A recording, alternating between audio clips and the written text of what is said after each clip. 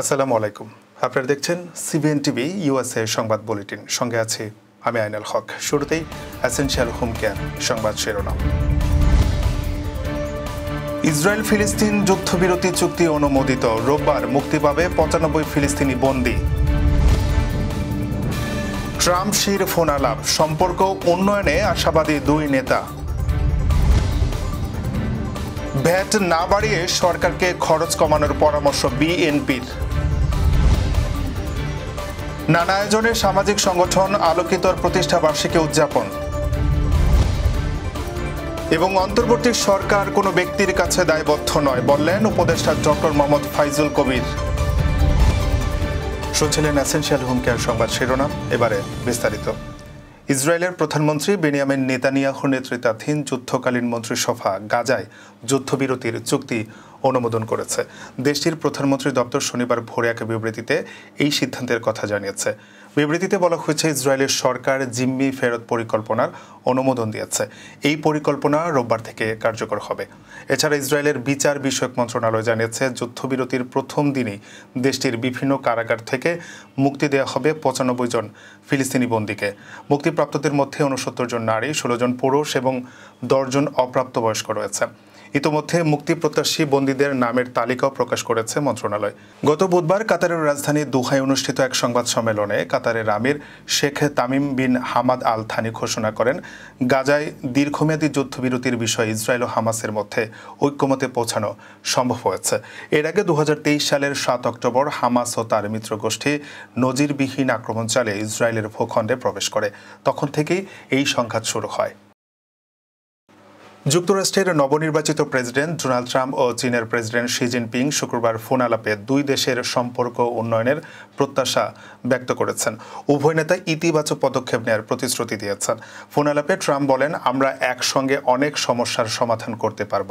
চীনের president Xi Jinping জবাবে বলেন, আমি ট্রাম্পের সঙ্গে ভালো সম্পর্ক স্থাপন করতে চাই। আলোচনায় বাণিজ্য, ফেন্টানিল সংকট এবং চীনা মালিকানাধীন ভিডিও শেয়ারিং অ্যাপ টিকটক নিয়ে মতবিনিময় হয়। এদিকে টিকটক যুক্তরাষ্ট্রে বন্ধ হওয়ার শঙ্কা দেখা দিয়েছে। ট্রাম্পের চূড়ান্ত সিদ্ধান্তের অপেক্ষায় রয়েছে বিষয়টি। ফোন আলাপ শেষে ট্রাম্প তার সামাজিক যোগাযোগ মাধ্যম ট্রুথ সোশ্যালে লেখেন, বাণিজ্য, ফেন্টানিল, টিকটক এবং বিশ্ব শান্তি নিয়ে আমরা ইতিবাচক আলোচনা করেছি। আমরা একসঙ্গে কাজ করে বিশ্বকে আরও শান্তিপূর্ণ ও নিরাপদ করার চেষ্টা করব। জনগণের উপর ভ্যাট না বাড়িয়ে সরকারের অপ্রয়োজনীয় উন্নয়ন কর্মকাণ্ড পরিচালনা ব্যয় কমানো ও স্বায়ত্তশাসিত সংস্থাগুলোকে দেওয়া ঋণ বাজেট কমানোর দিকে নজর দেওয়ার আহ্বান জানিয়েছে বিএনপি। শনিবার সকালে গুলশানস্থ বিএনপি চেয়ারপারসনের রাজনৈতিক কার্যালয়ে ডাকা এক সংবাদ সম্মেলনে বিএনপি মহাসচিব মির্জা ফখরুল ইসলাম আলমগীর এসব কথা বলেন। তিনি বলেন, বর্তমান পরিস্থিতিতে সরকারের সর্বপ্রথম নজর দেওয়া উচিত খরচ কমানোর দিকে। আমরা মনে করি সরকার তার উন্নয়ন বাজেট পুনর্বিবেচনা করে অপ্রয়োজনীয় ও আর্থিকভাবে অযৌক্তিক প্রকল্পগুলো বাদ দিলে প্রায় ২০% খরচ কমানো সম্ভব এবং এতে প্রায় ৬০,০০০ কোটি টাকা সাশ্রয় করতে সহায়ক হবে। পরিচালনা ব্যয়ের ক্ষেত্রে সরকার যদি স্থানীয় সরকারের বাজেট ও ভর্তুকি খাতে খরচ কমায় এবং সার্বিকভাবে পরিচালনা ব্যয় ১০% কমাতে পারে, তাহলে ন্যূনতম ৫০,০০০ কোটি টাকা সাশ্রয় সম্ভব। তাছাড়া সরকার কর্তৃক স্বায়ত্তশাসিত প্রতিষ্ঠানগুলোকে দেওয়া ঋণের বাজেট কমিয়ে সাময়িকভাবে ব্যয় সাশ্রয় করতে পারে। উল্লেখ্য, ২০২৪-২৫ অর্থ বছরে স্বায়ত্তশাসিত প্রতিষ্ঠানগুলোর জন্য ৫০,৮৭৫ কোটি টাকা ঋণ বাজেট করা হয়েছিল। সরকার খরচ কমানোর মাধ্যমে বাজেটের ন্যূনতম ১,০০,০০০ কোটি টাকা সাশ্রয় করতে পারে এবং ঘাটতি কমাতে পারে। উল্লেখ করে বিএনপি মহাসচিব বলেন, এই পদক্ষেপগুলো দেশের অর্থনৈতিক স্থিতিশীলতা ও দীর্ঘমেয়াদী উন্নয়নের জন্য অত্যন্ত জরুরি। সরকারের খরচ কমানোর এই উদ্যোগগুলি সাধারণ মানুষের উপর করের বোঝা কমাবে এবং অর্থনৈতিক চাপ লাঘব করবে। ফলে জনগণ আর্থিকভাবে স্থিতিশীল হবে এবং দেশের সার্বিক অর্থনীতির উন্নয়ন ঘটবে। মিরসরাইয়ে নানা আয়োজনে প্রতিষ্ঠাবার্ষিকী উদযাপন করেছে সামাজিক স্বেচ্ছাসেবী সংগঠন আলোকিত যুব সংঘ। শনিবার দিনব্যাপী উপজেলার আবু তোরা ফাজিল মাদ্রাসা প্রাঙ্গণে বিভিন্ন কর্মসূচির মধ্য দিয়ে দ্বিতীয় প্রতিষ্ঠাবার্ষিকী উদযাপন করে সংগঠনটি। প্রতিষ্ঠাবার্ষিকী উপলক্ষে আলোকিত যুব সংঘের আয়োজিত ফ্রি চিকিৎসা ক্যাম্পে চিকিৎসা নেয় প্রায় ১,০০০ দরিদ্র ও অসহায় মানুষ। চিকিৎসা প্রদান করেন ৮ জন MBBS ডাক্তার। এছাড়া গরিব ও মেধাবী শিক্ষার্থীদের মাঝে শিক্ষা সামগ্রী ও শিক্ষা উপকরণ বিতরণ, শীতার্ত 100 দুস্থ ও অসহায় মানুষের মাঝে কম্বল বিতরণ এবং গুণীজন সংবর্ধনা প্রদান করা হয়। সংগঠনটির সভাপতি এমরান হোসেনের সভাপতিত্বে ও সাধারণ সদস্য নূর মোহাম্মদের সঞ্চালনায় প্রধান আলোচকের বক্তব্য রাখেন মীরসরাই উপজেলা বিএনপির সাবেক সাধারণ সম্পাদক মোহাম্মদ আলমগীর। অনুষ্ঠানের উদ্বোধন করেন মঘাদিয়া ইউনিয়ন বিএনপির সিনিয়র যুগ্ম আহ্বায়ক ও আবু তোরাব জেড ফোর্সের প্রতিষ্ঠাতা M হেলাল উদ্দিন।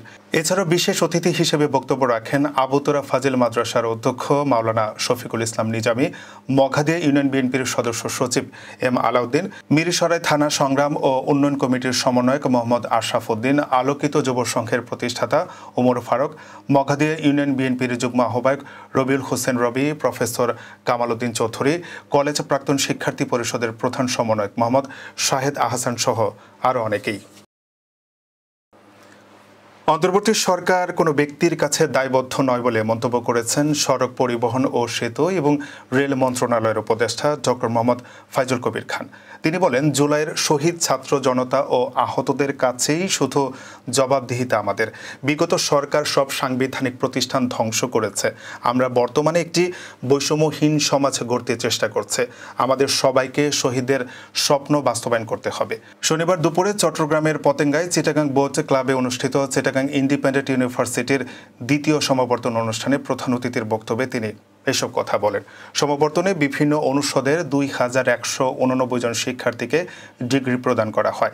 এদের মধ্যে 1452 জন ব্যবসা, প্রকৌশল, আইন এবং লিবারেল আর্টস অনুষদ থেকে পাশ করা স্নাতক পর্যায়ের শিক্ষার্থী।